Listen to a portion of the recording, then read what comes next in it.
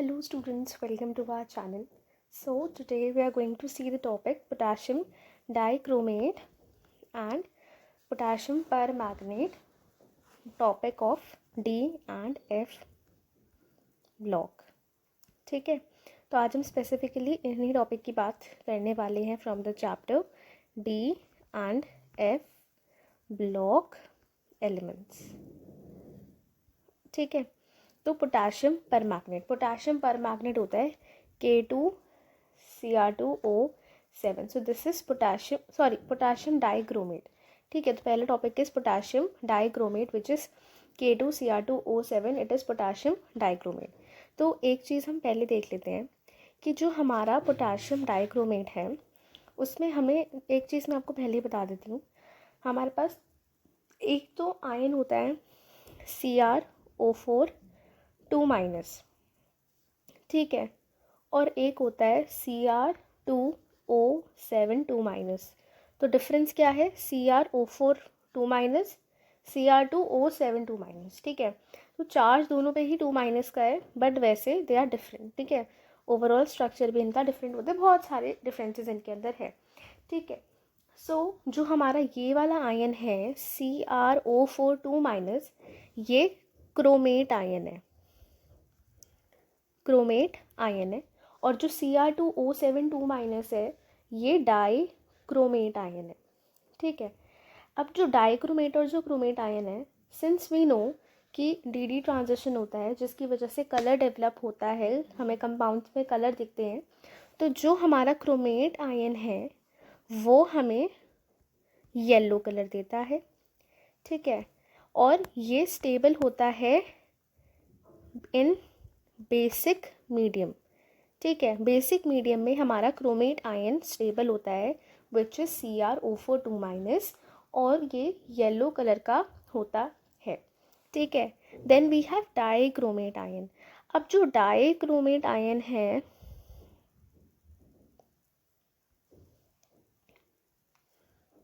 Dichromate ion हमारा orange colour का होता है. I am writing this with colours so that आपको याद रहे. तो क्रोमेट आयन हमारा येलो कलर का होता है, डाइक्रोमेट आयन ऑरेंज कलर का होता है, और ये होता है stable in acidic medium.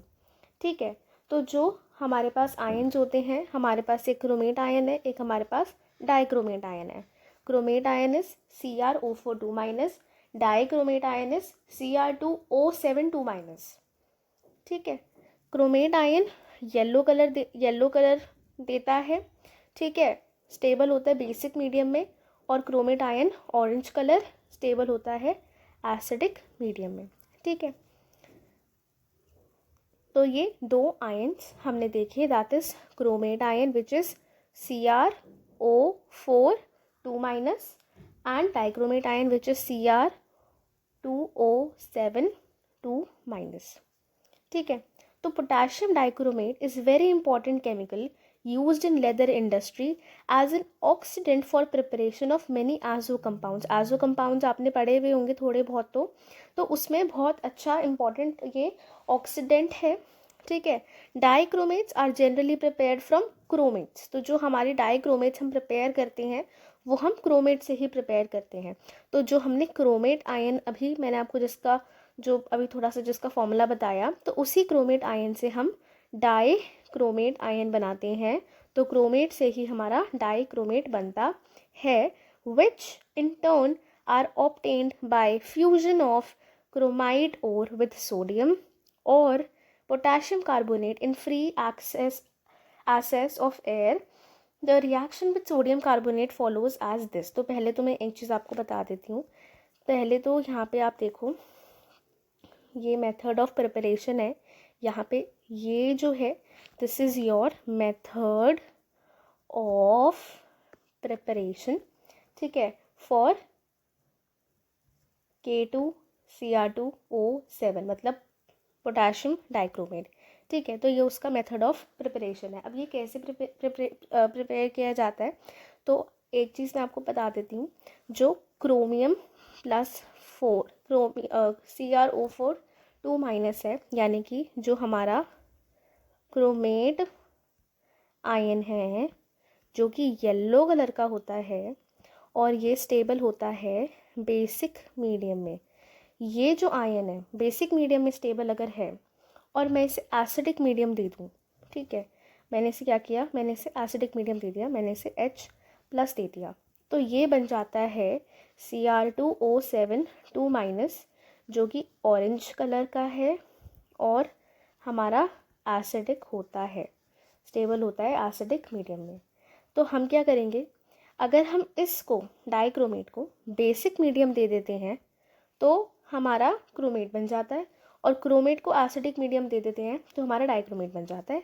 So this is a kind of interchangeable reaction, ठीक है, कि आप अगर एसिडिक मीडियम देते हो तो डाइक्रोमेट आयन बनता है, बेसिक मीडियम देते हैं तो क्रोमेट आयन बनता है, ठीक है। तो नाउ दे आर सेइंग कि हम क्रोमेट से ही डाइक्रोमेट बनाते हैं। अब वो कैसे बनता है, dichromates are generally prepared from chromate which in turn are obtained by fusion of chromite ore with sodium or potassium carbonate in free access of air। तो यहाँ पे वो ये कह रहा है कि हम डाइक्रोमेट को प्रिपेयर करते हैं क्रोमेट से, लेकिन क्रोमेट का प्रिपरेशन कैसे करते हैं, तो हम फ्यूजन ऑफ क्रोमाइट ओर, जो हमारा क्रोमाइट ओर है विच इज़ FeCr2O4, उसका रिएक्शन हम करवाते हैं विद सोडियम और पोटेशियम कार्बोनेट, या तो सोडियम कार्बोनेट के साथ या फिर पोटेशियम कार्बोनेट के साथ in free access of air, air में करवाते हैं, एयर में कराते हैं मतलब ऑक्सीजन दे रहे हैं। The reaction with sodium carbonate occurs as follows. तो ये रिएक्शन होती है और इस रिएक्शन में हमारा बनता है, क्या बनता है, क्रोमेट बनता है, ठीक है। This is your sodium chromate, तो हमारा क्रोमेट बन गया, ठीक है। अब हम क्या करते हैं, the yellow solution of sodium chromate, अभी मैंने बताया कि क्रोमेट आयन जो है उसकी वजह से येलो कलर आता है, तो the yellow solution of sodium chromate is filtered and acidified with sulphuric acid. Further हम क्या करते हैं, इस सोडियम क्रोमेट में हम H+ मीडियम इसको प्रोवाइड करते हैं by sulphuric acid to give a solution from which orange sodium dichromate can be crystallised. ऐसे सॉल्यूशन जिससे हम सोडियम डाइक्रोमेट के क्रिस्टल्स ऑब्टेन करें। So this is formula of crystallisation, मतलब एक तरह से एक कंपाउंड का फॉर्मूला है ये, ठीक है, जो जैसे क्रिस्टल्स को हम लिखते हैं तो ये उस वे में रिप्रेजेंटेशन है, वैसे this is your sodium dichromate. तो बेसिकली हुआ क्या, हमारे पास FeCrO4 है, O4, ठीक है। तो FeCrO4 क्या है, FeCrO4 विजिबिलिटी थोड़ी कम हो सकती है, थोड़ा पीछे से देखते हैं। तो FeCrO4 is your chromite ore, FeCrO4 is हमारा क्रोमाइट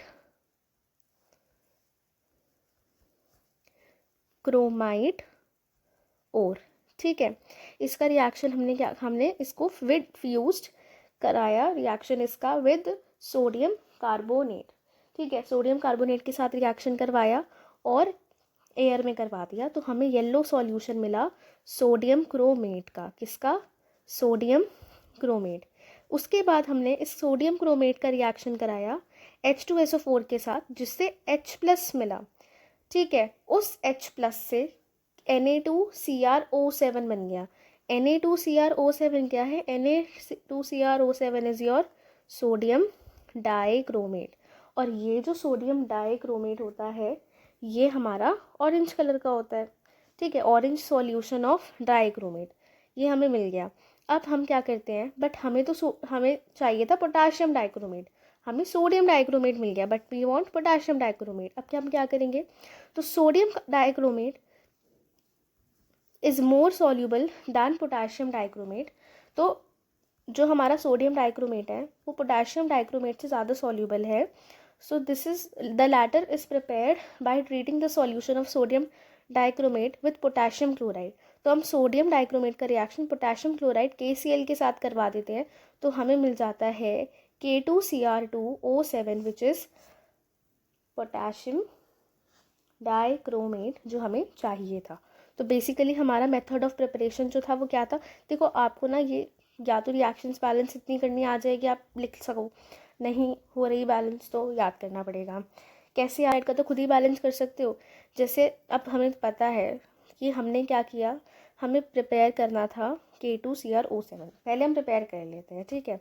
तो हम क्रोमाइट ओर का रिएक्शन करवाते हैं। अब ये क्रोमाइट ओर क्या है, तो क्रोमाइट ओर हमारा है आयरन, क्रोमियम 2 में होता है Cr2O4, क्योंकि ठीक है Cr2O4 हमारा क्रोमाइट है।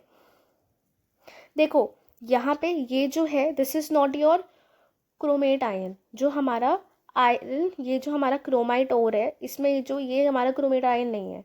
यहाँ पे जो सोडियम क्रोमेट बना है ये इसमें हमारा क्रोमेट आयन प्रेजेंट है। तो फर्दर हम पोटेशियम डाइक्रोमेट बनाने से पहले क्रोमेट आयन के थ्रू सोडियम क्रोमेट से क्रोमेट बनाते हैं और उसी से हम फिर डाइक्रोमेट बनाते हैं, ठीक है। तो ये हमारा था क्रोमेट ओर। क्रोमेट ओर का रिएक्शन अब हमने किसके साथ करवा दिया, हमने इसका रिएक्शन कराया एयर में, एयर से ऑक्सीजन मिल गई, ठीक है। और किसके साथ करवाया, सोडियम कार्बोनेट के साथ, सोडियम कार्बोनेट के साथ, ठीक है। एयर मिल गई सोडियम कार्बोनेट के साथ। तो ये इनऑर्गेनिक की तरह रिएक्शंस लिखते हैं, मतलब जैसे एनसीईआरटी में उस तरह अगर हम लिखें तो FeCr2O4, ठीक है। और इसका रिएक्शन हमने किसके साथ करवाया, सोडियम क्रोमेट के साथ करवाया और ऑक्सीजन के साथ करवाया। तो हमें क्या मिला, हमें मिला सोडियम कार्बोनेट के साथ करवाया तो हमें मिला सोडियम क्रोमेट, यानी कि Na2Cr O4 सोडियम क्रोमेट मिला। अब हम H2SO4 के साथ रिएक्शन करवा देंगे, H+ मीडियम प्रोवाइड करवाएंगे बेसिकली। तो हमें क्या ऑब्टेन हो जाएगा, हमें सोडियम डाइक्रोमेट ऑब्टेन हो जाएगा, ठीक है। सोडियम डाइक्रोमेट ऑब्टेन हो जाएगा और फिर इस सोडियम डाइक्रोमेट का रिएक्शन KCl के साथ करवाएंगे तो पोटेशियम डाइक्रोमेट ऑब्टेन हो जाएगा। जो पोटेशियम डाइक्रोमेट है वो ऑरेंज कलर का है, जो सोडियम डाइक्रोमेट है वो येलो कलर का है। नहीं नहीं नहीं नहीं, सोडियम डाइक्रोमेट जो है वो भी ऑरेंज कलर का है। कहाँ गया, ये रहा।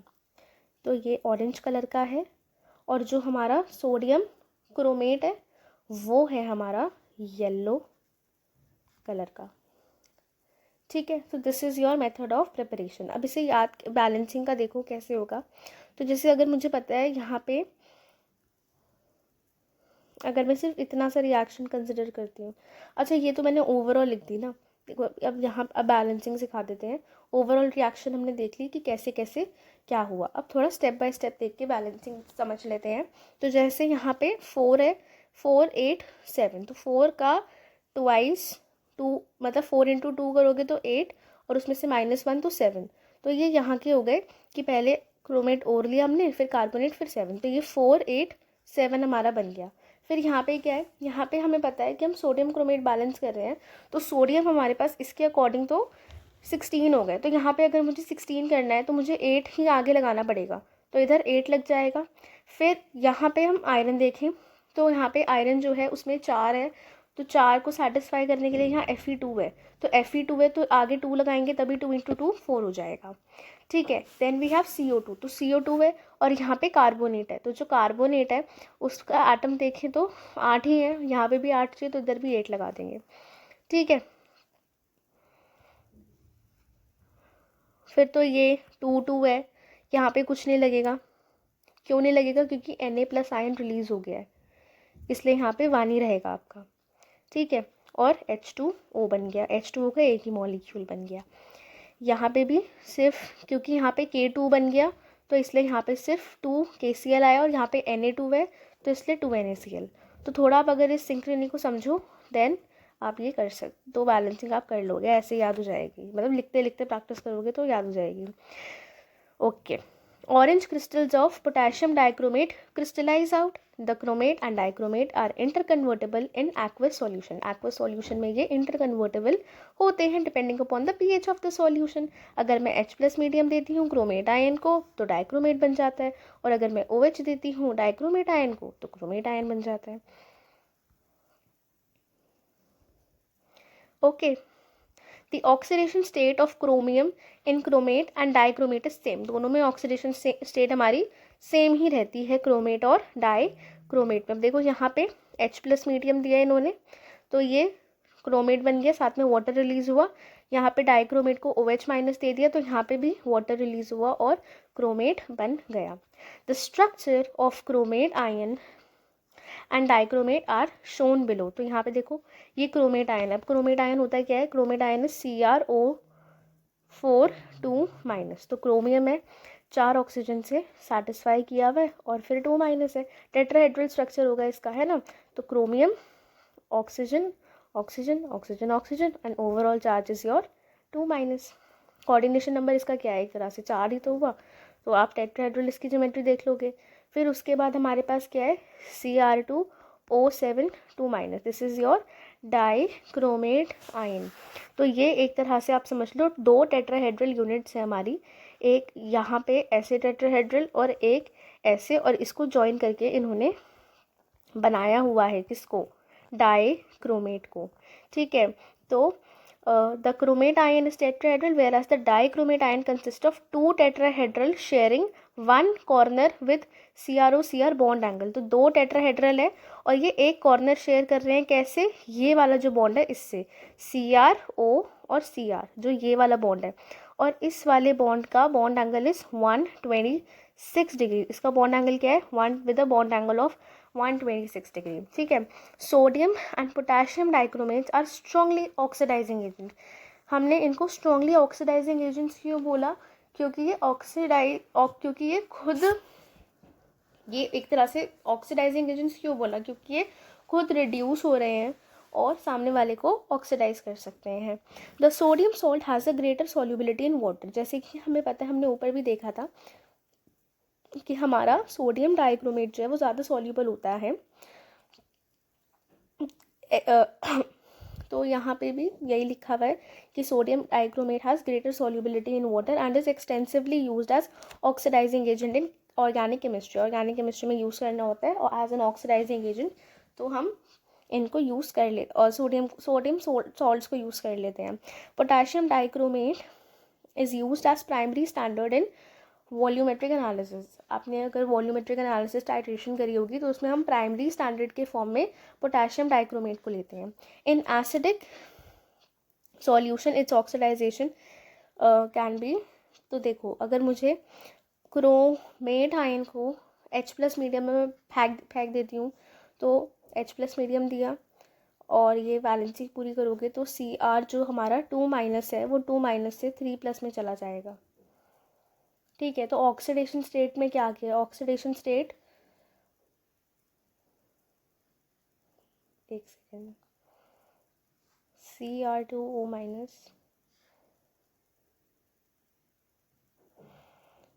-2 नहीं होगा यहाँ पे, जो हमारा क्रोमेट और डाइक्रोमेट आयंस है उन दोनों की ऑक्सीडेशन स्टेट +6 होती है। तो ये +6 से क्रोमियम जो हमारा है वो हमारा +6 में यहाँ पे प्रेजेंट है। कैसे निकालते हैं ऑक्सीडेशन नंबर, तो 2- ऑलरेडी चार्ज है इसके ऊपर, राइट। और अगर हम यहाँ पे से अगर ये 7, अरे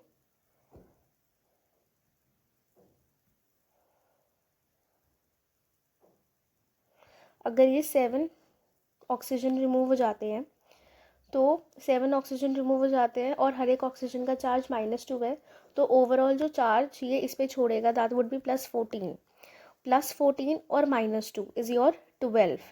और 2 क्रोमियम के एटम्स है तो उन पे इक्वली ये चार्ज डिवाइड हो जाएगा, तो +6 एक क्रोमियम पे आएगा। तो +6 जो है वो एक क्रोमियम का ऑक्सीडेशन नंबर है। तो अगर मैं यहाँ पे देखूँ तो एसिडिक सॉल्यूशन, जब मैंने एसिडिक मीडियम दिया तो क्रोमियम +3 में चला गया +6 से, तो इसने क्या किया, खुद का रिडक्शन किया। अब खुद का रिडक्शन किया तो दूसरे के को ऑक्सीडाइज किया, तो ऑक्सीडाइजिंग एजेंट की तरह काम किया। दस एसिडिफाइड पोटेशियम डाइक्रोमेट, जो एसिडिफाइड पोटेशियम डाइक्रोमेट है वो क्या करेगा, will oxidise iodides to iodine, iodide को आयोडीन में कन्वर्ट कर देगा, सल्फाइड को सल्फर में, 10 2 को 10 4 में, तो ये सबकी ऑक्सीडेशन स्टेट बढ़ा देगा। आयरन K2 salts को iron 3 salts में. The half reactions are noted below. ये देखो यहाँ पे 6I से इसकी यहाँ से I2 बना दिया, H2S से S बना दिया, ठीक है, Sn+2 से Sn+4, Fe2+ से Fe3+. जो हमारे बेसिकली जो हमारी जो I2 है vapours of violet colour release होते हैं. तो ये उस फॉर्म में हमें एक तरह से इसको कंफर्मेशन भी कह सकते हो आप फॉर आयोडीन. ठीक है.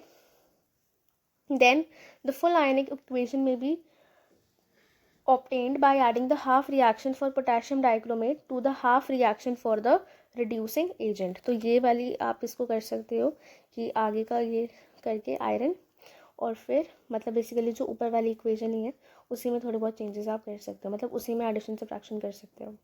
ठीक है, सब्ट्रैक्शन तो नहीं बट बेसिकली एडिशन. तो ये हो गया पोटेशियम क्रोमेट. फिर है potassium permanganate. Potassium permanganate is KMnO4. ठीक है, अब जो पोटेशियम परमैंगनेट है, potassium permanganate is prepared by fusion of MnO2 with an alkali metal hydroxide and oxidising agent like KMnO3. अब देखो रुक जाओ, पहले मैं आपको थोड़ा पोटेशियम परमैंगनेट के बारे में बता देती हूँ. तो जैसे हमने पोटेशियम क्रोमेट के टाइम पे 2 आयन्स पढ़े थे, एक तो हमारा था क्रोमेट आयन, ठीक है, और एक था हमारा डाइक्रोमेट आयन. ठीक है, अभी भी हम 2 आयन्स के बारे में पढ़ेंगे. एक हमारा आयन कौन सा है, एक हमारा है मैग्नेट आयन और एक हमारा है परमैंगनेट आयन. तो MnO4 2- is your manganate ion. ठीक है, और एक हमारा है MnO4- which is permanganate ion. तो मैग्नेट आयन परमैंगनेट आयन. अब क्या है, अब पहले वाला क्या था, पहले में अगर एसिडिक मीडियम देते थे और फिर बेसिक मीडियम देते थे तो ये इंटरकन्वर्टेबल रिएक्शन होता था. लेकिन यहाँ पे क्या है, आप मैग्नेट आयन से परमैंगनेट आयन बना सकते हो पर आप परमैंगनेट से मैग्नेट नहीं बना सकते. ठीक है, तो ये सिर्फ एक ही साइड का रिएक्शन होता है. तो बेसिकली H+ हमारा यहाँ पे लगता है. ठीक है, अब जो हमारा मैग्नेट आयन है, manganate ion is your green colour. Green ये वाला ग्रीन नहीं होता, डार्क ग्रीन होता है. ठीक है, डार्क ग्रीन कलर का क्या होता है, मैग्नेट आयन, और डार्क पर्पल या फिर वॉयलेट कलर का होता है, डार्क पर्पल या फिर वॉयलेट कलर का होता है पर मैग्नेट आयन. अभी मुझे कलर्स एग्जैक्ट मिले नहीं, ठीक है, बट इससे आपको थोड़ा तो आइडिया लग ही जाएगा. ठीक है,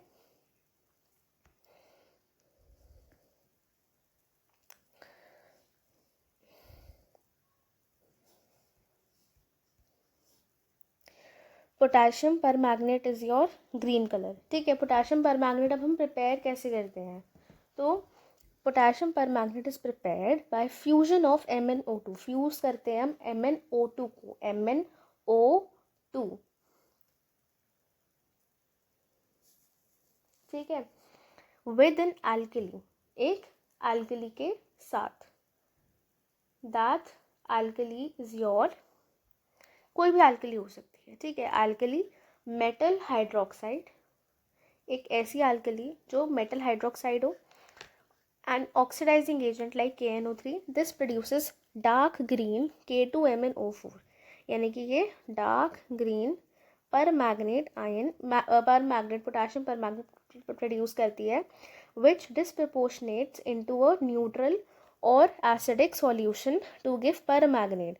तो ये क्या करते हैं, डिसएसोसिएट होते हैं किसी भी न्यूट्रल या एसिडिक सॉल्यूशन में टू गिव पर मैग्नेट आयन. तो बेसिकली हमने क्या किया, MnO2 है, your MnO2 reacts with an alkali, ठीक है, in the presence of oxidizing agents like KNO3. तो ऑक्सीडाइजिंग एजेंट KNO3 एक तरह से वो ऑक्सीजन का ही देने का काम करेगा. तो हमें क्या मिला, K2MnO4.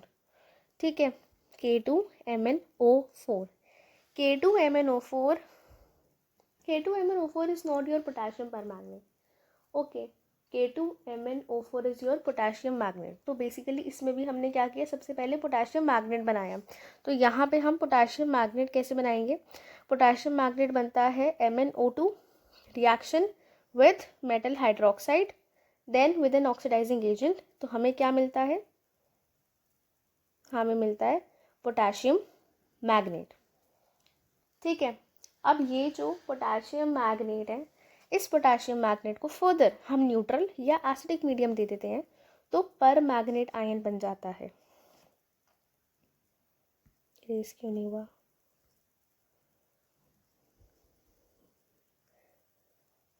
MnO2। ठीक है, एक सेकेंड, अब देखो यहाँ पे ये है K2MnO4, तो K2MnO4, K2MnO4 का मतलब क्या है, हमारे पास कौन सा आयन आ गया, हमारे पास आयन आ गया MnO4 माइनस आयन, यानी कि मैग्नेट आयन हमारा बन गया। अब हमारे पास इसके थ्रू मिल गया हमें मैग्नेट आयन। अब यही मैग्नेट आयन जो है इसको मैंने एसिडिक मीडियम दिया तो मेरे पास पर मैग्नेट आयन बन गया। क्या बन गया, पर manganate ion. Commercially, it is prepared by alkaline oxidative fusion of MnO2 followed by electrolytic oxidation of magnet. तो हमने क्या किया, कि कमर्शियली कैसे प्रिपेयर होता है कि MnO2 जो हमारा है, हमें MnO2 इज योर पायरोलाइट और ठीक है fused with KOH oxidised with air और KNO3। ठीक है, तो हमें मैग्नेट आयन मिला। अब ये जो मैग्नेट आयन है इसको हमने इलेक्ट्रोलाइसिस करा दिया, एक तरह से इलेक्ट्रोलिटिक ऑक्सीडेशन करा दिया अल्कलीन सॉल्यूशन में, तो हमें पर मैग्नेट आयन मिल गया। तो ऊपर वाले मेथड और नीचे वाले मेथड में क्या डिफरेंस है कि यहाँ तक का जो स्टेप था वो यहाँ पे भी सेम था, बस इसमें और इसमें फ़र्क है। इसमें क्या है, हमने एसिडिक मीडियम दे दिया, हमने H+ दे दिया, और इसमें हमने क्या किया, हमने इसका एक तरह से इलेक्ट्रोलाइसिस करवा दिया।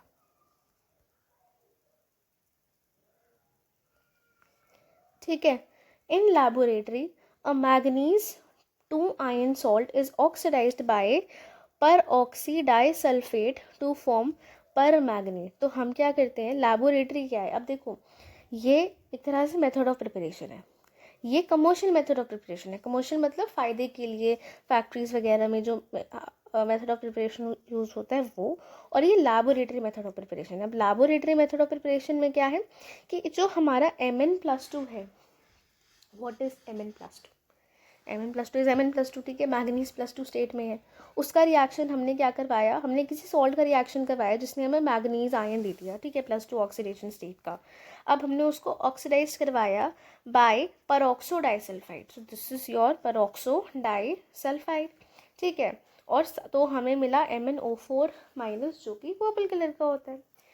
ठीक है, रिएक्शंस आपको ये याद ही करनी पड़ेंगी कि ये कैसे कैसे है। सिंक्रोनी आप थोड़ी बहुत ढूंढ सकते हो, जैसे यहाँ पे भी देखो 5 × 2 10 और ये 10 है, थोड़ा ऐसे करके कर लो कि एक साइड का याद कर लो और दूसरी साइड का फिर खुद ही बैलेंस कर लो। Mn+2 is your colourless. ठीक है, Mn+2 हमारा कलरलेस होता है। क्यों होता है Mn+2 कलरलेस, Mn+2 कलरलेस इसलिए होता है, बेसिकली जो Mn है उसका Mn+2 ऑक्सीडेशन स्टेट में अगर मैं चेक करूं तो D5 होता है, राइट। पर D5 तो DD ट्रांजिशन शो कर सकता है,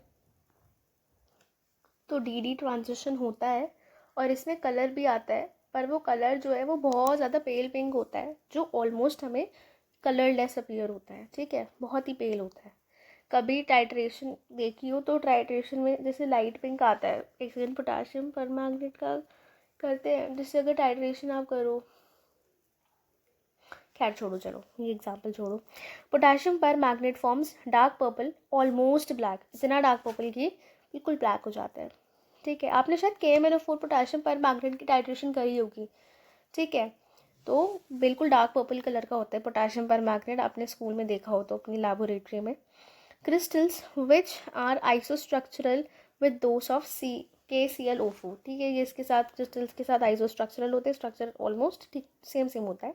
the salt is not very soluble in water, ज़्यादा सॉल्यूबल नहीं होता, but when heated it decomposes, heat करते हैं तो डीकम्पोज हो जाता है. तो ये बेसिकली हमारा थर्मल डीकॉम्पोजिशन रिएक्शन है ऑफ पोटाशियम पर मैग्नेट. ठीक है, पोटाशियम पर मैग्नेट का है कि आपने हीट किया तो K2MnO4 यानी कि पोटाशियम मैग्नेट बन गया, मैग्नीज डाइऑक्साइड और ऑक्सीजन गैस बन गई और ऑक्सीजन बन गया बेसिकली. ठीक है, it has 2 physical properties of considerable interest, it's intense colour. तो फिजिकल प्रॉपर्टीज़ अगर हम देखें तो हमने केमिकल में क्या देखा, एक तो मेथड ऑफ प्रिपरेशन देखे, 3 देखे पोटाशियम पर मैग्नेट के. पहला हम करते क्या है, हमने क्या किया, जो पायरोलूसाइड और होता है विच इज़ MnO2, ठीक है, इसको हमने फ्यूज्ड विथ KOH और ऑक्सीडाइज्ड विथ एयर और KNO3 वाला, ठीक है, कंडीशंस दे दी तो हमारा मैग्नेट आयन बना. अब ये जो मैग्नेट आयन है, चाहे पोटाशियम मैग्नेट बनाओ तो मैग्नेट आयन बना. ठीक है, अब ये जो मैग्नेट आयन है इसको आप एसिडिक मीडियम दो तो भी हमारा पर मैग्नेट बन जाता है, पोटाशियम पर मैग्नेट, और पर मैग्नेट आयन इलेक्ट्रोलाइसिस कराओ तो भी वही बनता है, और अगर ऑक्सीडेशन करा दो, स्ट्रॉन्ग ऑक्सीडेशन, तो भी यही बनता है. स्ट्रॉन्ग ऑक्सीडेशन मतलब इन द सेंस यहाँ पे ये जो रिएक्शन आपको हो रहा है ये वाला ऑक्सीडेशन ही कराया है आपने पेरोक्सो डाइसल्फाइड से. ठीक है, डाइसल्फेट है ये सल्फाइड है, सल्फेट है. ठीक है, तो अब हम इसकी कुछ, और फिर हमने थर्मल डीकॉम्पोजिशन देखा. अब इसकी कुछ फिजिकल प्रॉपर्टीज़ देख लेते हैं. इंटेंस कलर इंटेंस होता है, and its diamagnetism along with temperature dependent weak paramagnetism. तो ये जनरली डायमैग्नेटिज्म शो करता है, टेम्परेचर डिपेंडेंट है और वीक पैरामैग्नेटिज्म शो करता है. These are explained by the use of MOT. और अभी हमें नहीं पढ़ना, देखो कह रहे हैं नहीं पढ़ना और उन्होंने लिख के भी छोड़ दिया, तो यहाँ से हो सकता है सवाल बन जाए कि वो डायमैग्नेटिज्म पैरामैग्नेटिज्म शो करता है या नहीं करता है. ये भी हो सकता है, मतलब जिस हिसाब से CBSE ने फिजिक्स का पेपर सेट किया उस अकॉर्डिंग तो कहीं से भी सवाल उठ के आ सकते हैं.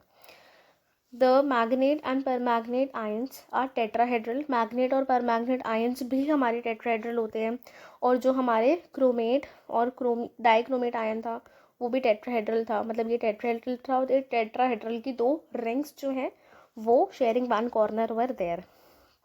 तो देखो यहाँ पे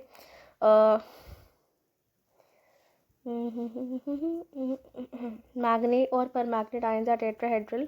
the pi bonding takes place by overlap of p orbitals of oxygen with d orbitals. तो हमने पाई बॉन्ड भी बनाया है इसका, p ऑर्बिटल ऑफ ऑक्सीजन जो थे उनका d ऑर्बिटल के साथ पाई बॉन्ड बनता है.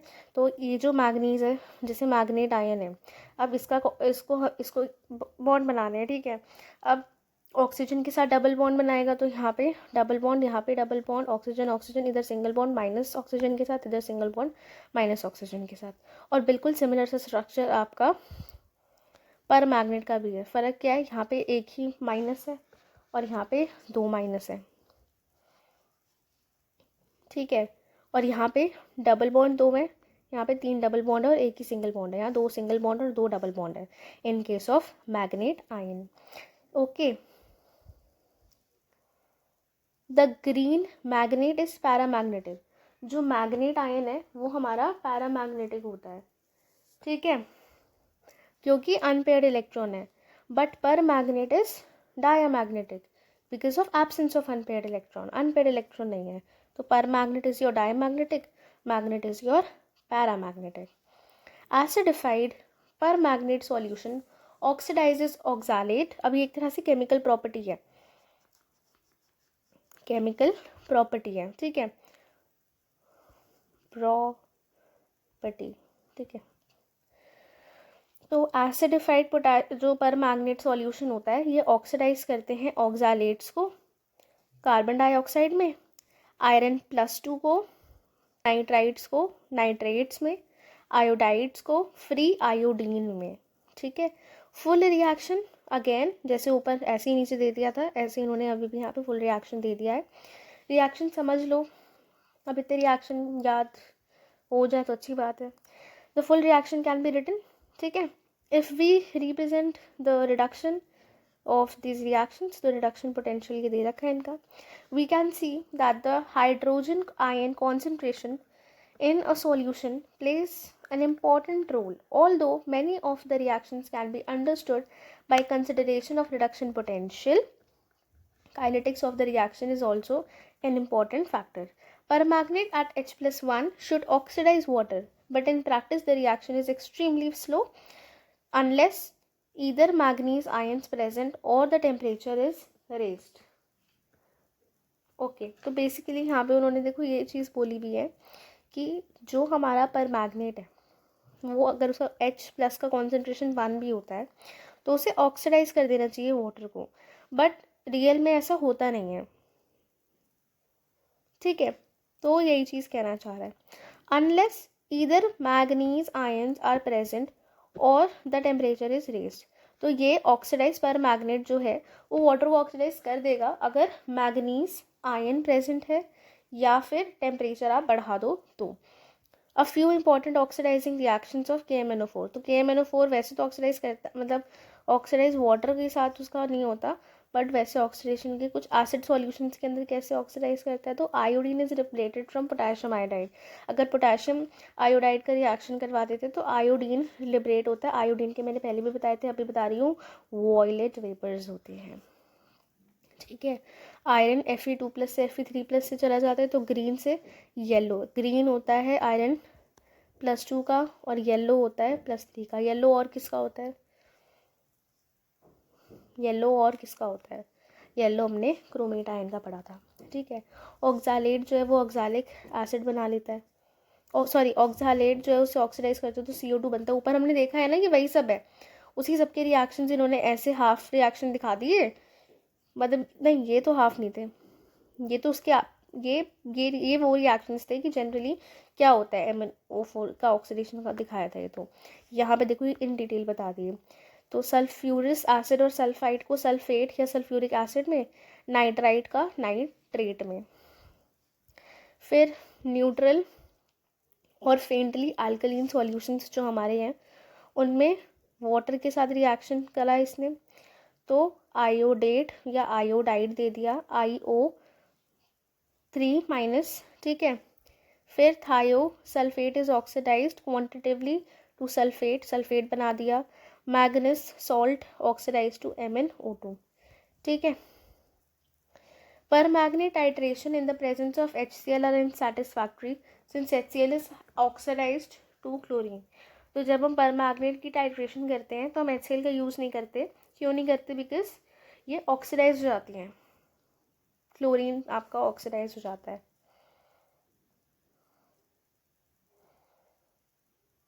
HCl आपका ऑक्सीडाइज हो जाता है टू क्लोरीन.